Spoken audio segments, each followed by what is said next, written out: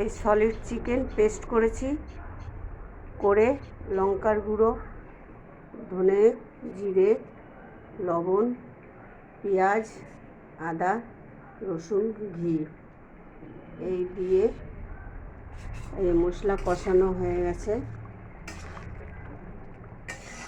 মশলা কষিয়ে নিয়েছি। এতে আলু সেদ্ধ হয়েছে নাকি, এই আলু সেদ্ধ হয়ে গেছে।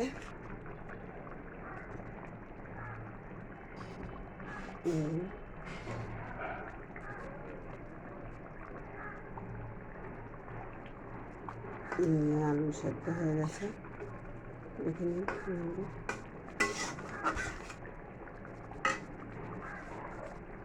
এই যে পকোড়া মতন বানিয়েছিলাম এটা দিয়ে দিলাম।